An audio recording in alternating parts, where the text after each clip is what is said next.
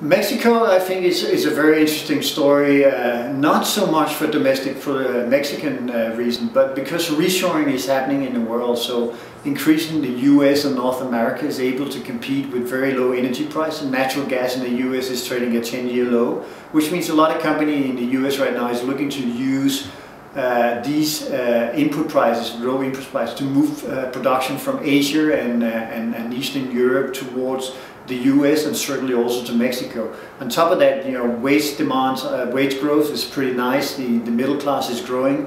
The risk, of course, remains the very toxic murder rate and the ability to do business in Mexico. But overall, overweight in Mexico. Latin America overall underweight. I don't see Brazil developing according to plan. I think politically they are at a stage where the business model is running out of time.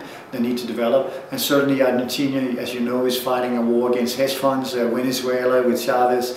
Colombia has been a great story. Chile has been a good story. But all these stories need to be renewed. They need to do the handover from the public sector to the private sector, which remains the picture across the world. There's too much government involvement in Latin America, there's too much government involvement in Europe, there's too much government involvement in the US and in Asia. Interest rates is what you need to watch in terms of the US market and global markets right now. If the US interest rate 10 years and 30 years continues to rise, one on our calls, by the way, in our rates predictions, then you need to concern yourself, because the market is increasingly focused on the size of the balance sheet and the non-impact it's having on economic growth. What I'm saying here is that to introduce the first QE has huge impact because it's new. It's a new way to see the market. Now we are on QE4.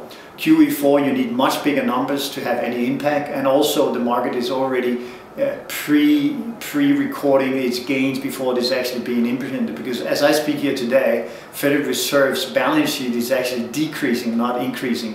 So keep an eye on interest rate as the direct link between the quantitative easing and policy. If interest rate is going down, it means it works. If interest rate is going up, it means something else is changing. And in my opinion, if rates is going up, that's for the better, because that means we are finally getting to a point where interest rate is being reflected higher, in the sense that we lack credit. If you lack credit, the price of credit should be going up.